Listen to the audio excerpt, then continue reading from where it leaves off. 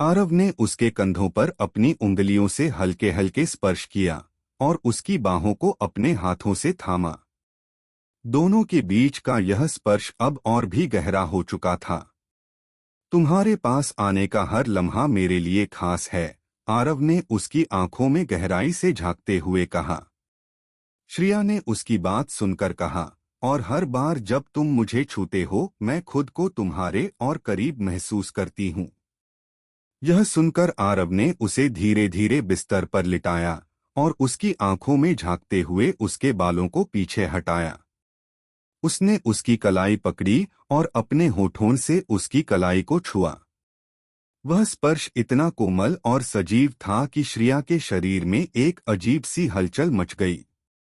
उसने अपनी आंखें बंद कर लीं और आरव की हर एक हरकत को महसूस करने लगी। दिल्ली की व्यस्त सड़कों के बीच एक शानदार होटल के आलीशान हॉल में एक कॉरपोरेट इवेंट चल रहा था। माहौल में लोगों की बातचीत और हल्की हल्की हंसी की आवाजें गूंज रही थीं। शहर के सबसे नामी गिरामी लोग यहाँ इकट्ठा हुए थे। आरव मेहता भी उन्हीं लोगों में से एक था जो अपने बिजनेस पार्टनर्स के साथ खड़ा था। ऊंचा कद, आकर्षक व्यक्तित्व और आंखों में गहरी सोच आरव उन लोगों में से था जिनकी एक झलक ही किसी को आकर्षित करने के लिए काफी होती है। लेकिन उसके दिल के भीतर कुछ अधूरा सा था जो उसकी आंखों की गहराई में छिपा हुआ था। इसी भीड़ के बीच इवेंट मैनेजमेंट टीम की लीडर श्रिया मल्होत्रा तेजी से काम में लगी हुई थी। वह अपने काम को लेकर जितनी समर्पित थी उतनी ही स्वतंत्र और आत्मविश्वासी भी थी। श्रिया के चेहरे पर एक अलग ही चमक थी जो उसकी खुद की पहचान थी। लेकिन इस चमक के पीछे भी एक ऐसा अतीत छिपा था जिसने उसे भीतर से थोड़ा उदास कर रखा था। हॉल के दूसरे कोने से आरव की नजर अचानक श्रिया पर पड़ी। श्रिया कुछ कागजात समेट रही थी, तभी उसकी नजर भी आरव से टकराई। दोनों की आंखें मिलीं और जैसे वक्त थम सा गया। आरव ने कुछ पल उसे देखा, फिर उसकी ओर बढ़ते हुए धीमी आवाज में पूछा, मेरा नाम आरव है, और आपका? श्रिया ने हल्की मुस्कान के साथ कहा, श्रिया।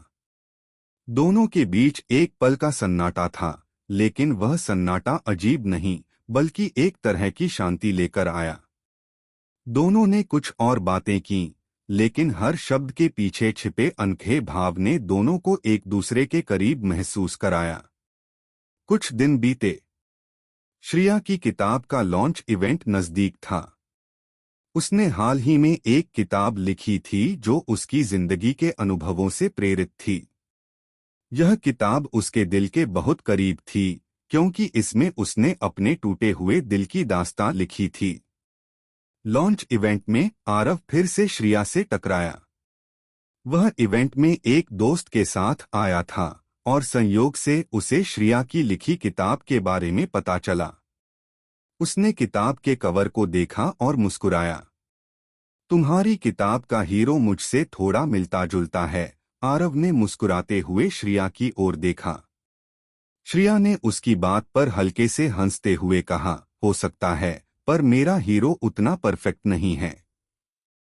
आरव ने तुरंत जवाब दिया, कोई भी परफेक्ट नहीं होता, लेकिन हर किसी में कुछ खास जरूर होता है। उनके बीच की तकरार मजाकिया थी, लेकिन इस मजाक में छिपी आकर्षण की भावना धीरे धीरे गहरी होने लगी थी। श्रिया की हंसी में एक मिठास थी जो आरव के दिल को छू गई। कुछ समय बीतने के बाद आरव और श्रिया एक दूसरे से अधिक मिलने लगे। हर मुलाकात में उनके बीच का बंधन और मजबूत होता जा रहा था। दिल्ली की तेज बारिश वाली एक रात में जब श्रिया की कार खराब हो गई तो आरव उसे घर छोड़ने का प्रस्ताव लेकर आया। दोनों कार में बैठे थे और बाहर मूसलाधार बारिश हो रही थी। कार की छत पर गिरती बारिश की बूंदों की आवाज के बीच दोनों के बीच एक साइलेंट बातचीत चल रही थी। आरव ने धीमी आवाज में कहा, तुम्हारी मुस्कान में कुछ खास है, इसमें एक सुकून है। श्रिया ने हंसते हुए जवाब दिया, और तुम्हें कैसे पता चला कि इसमें सुकून है? आरव उसकी ओर देखते हुए बोला, जब किसी की आंखों में दिल खो जाता है तब हर चीज का मतलब बदल जाता है। उसके इन शब्दों में ऐसा जादू था जिसने श्रिया को पल भर के लिए चुप कर दिया।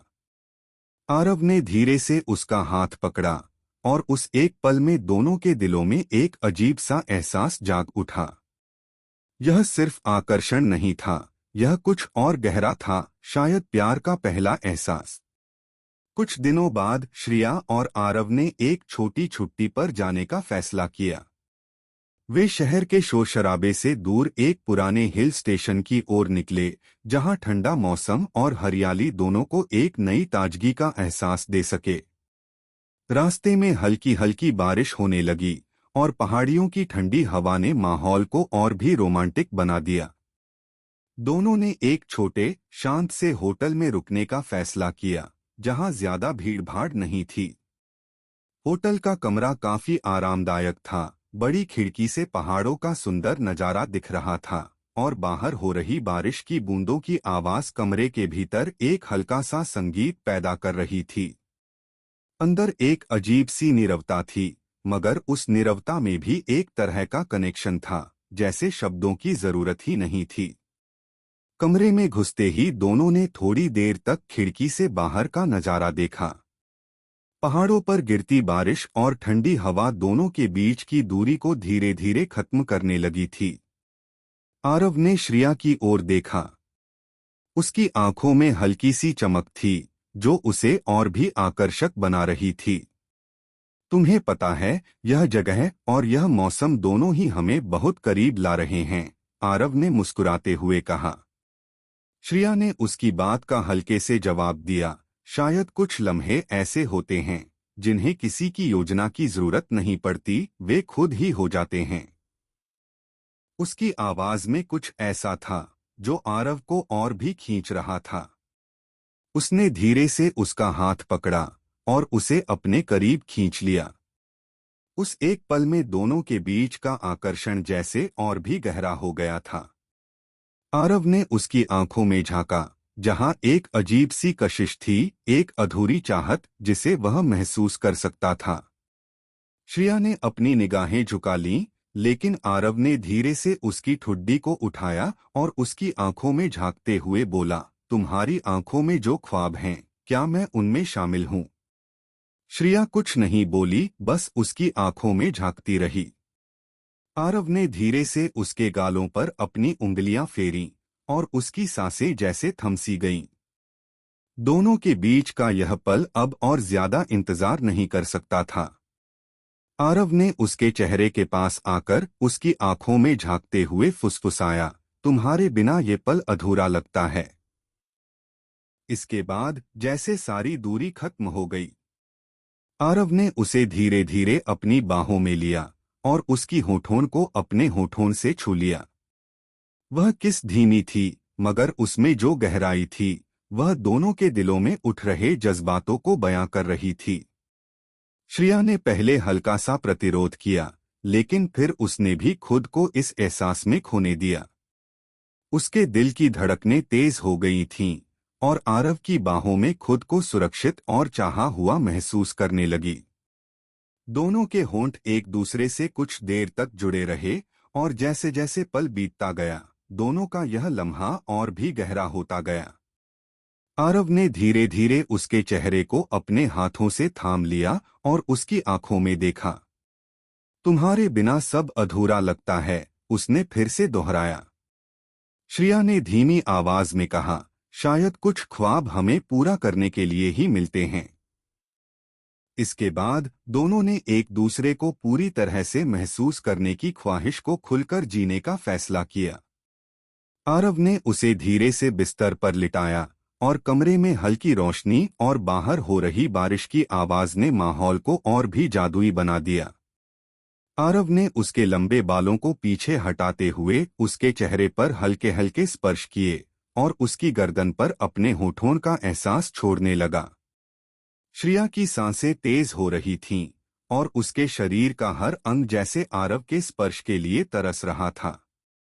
उसकी उंगलियां आरव की पीठ पर हल्के से चलने लगीं और उसने अपनी आंखें बंद कर लीं, जैसे वह इस पल को पूरी तरह से महसूस करना चाहती हो। आरव ने उसे अपने करीब खींचते हुए उसकी कमर पर अपनी उंगलियां फिराईं और दोनों के बीच का यह पल अब पूरी तरह से जुनून में बदल चुका था। वह रात दोनों के लिए सिर्फ एक रात नहीं थी, वह एक नई शुरुआत थी। उस रात में दोनों ने अपने दिलों की अधूरी ख्वाहिशों को पूरा किया और हर लम्हे को जीने का एहसास किया। बारिश की बूंदें अब भी खिड़की पर गिर रही थीं और कमरे में सिर्फ दोनों की सांसों की आवाज गूंज रही थी। दोनों ने उस रात एक दूसरे के साथ अपने रिश्ते की गहराई को महसूस किया और अब उनके बीच कोई फासला नहीं बचा था। सब कुछ सही चल रहा था, लेकिन आरव का अतीत अभी भी उसके दिल के किसी कोने में बसा हुआ था। तनुजा, उसकी पुरानी प्रेमिका, ने उसे अचानक छोड़ दिया था। वह उसे छोड़कर बिना कोई वजह बताए चली गई थी और इस कारण आरव का दिल हमेशा के लिए टूट गया था। तनुजा की यादें उसे कभी कभी सताती थीं, लेकिन उसने कभी श्रिया के सामने इसका जिक्र नहीं किया। दूसरी ओर श्रिया का भी अतीत कुछ खास नहीं था। नीरज, उसका पहला प्यार, अचानक उसे छोड़कर चला गया था। उसने श्रिया से कोई स्पष्टीकरण नहीं दिया, बस अचानक गायब हो गया। इसने श्रिया के दिल में एक गहरी चोट छोड़ी थी। जब आरव और श्रिया दोनों अपने अतीत के दर्द को भुलाकर एक नई शुरुआत करने की कोशिश कर रहे थे, तभी तनुजा अचानक आरव की जिंदगी में वापस आई। उसने आरव से संपर्क किया और मिलने की कोशिश की। आरव तनुजा से मिलने के लिए तैयार नहीं था, लेकिन तनुजा ने उसे समझाने की कोशिश की कि उसने गलती की थी और अब वह उसे वापस चाहती है। आरव के दिल में उथल-पुथल मच गई। वह श्रिया से प्यार करने लगा था, लेकिन तनुजा का वापस आना उसे उलझा रहा था। उधर नीरज भी अचानक श्रिया के जीवन में वापस आ गया। उसने श्रिया से माफी मांगी और कहा कि वह अब शादी के लिए तैयार है। श्रिया का दिल एक बार फिर टूटने की कगार पर था। उसे समझ नहीं आ रहा था कि क्या करे। आरव और श्रिया दोनों अपने अतीत और वर्तमान के बीच फंस चुके थे। उन्हें यह समझ नहीं आ रहा था कि वे एक दूसरे के साथ कैसे आगे बढ़ सकते हैं। अंततः आरव ने फैसला किया कि वह अतीत के साथ और नहीं रह सकता। उसने तनुजा से साफ साफ कहा, तुम मेरे अतीत का हिस्सा थीं, लेकिन अब मेरी जिंदगी में तुम्हारे लिए कोई जगह नहीं है। अब मैं सिर्फ श्रिया से प्यार करता हूँ। उधर श्रिया ने भी नीरज को जवाब दिया, तुमने मुझे बहुत चोट पहुंचाई थी और अब मेरी जिंदगी में तुम्हारे लिए कोई जगह नहीं है। आरव ने श्रिया से मिलने का फैसला किया। वह सीधा उसके पास पहुंचा और जब वह उसके सामने खड़ा हुआ तो उसने कहा, मैंने अपने अतीत को छोड़ दिया है। अब मेरी जिंदगी में सिर्फ तुम हो। श्रिया के चेहरे पर आंसू थे, लेकिन यह आंसू दुख के नहीं बल्कि खुशी के थे। उसने आरव को गले लगा लिया और कहा, अगर तुम सच में अपने अतीत को छोड़ चुके हो तो मैं भी तुम्हारे साथ इस नए सफर पर चलने के लिए तैयार हूं। दोनों ने एक दूसरे को कसकर गले लगा लिया और उनका प्यार अब पूरी तरह से परिपूर्ण था।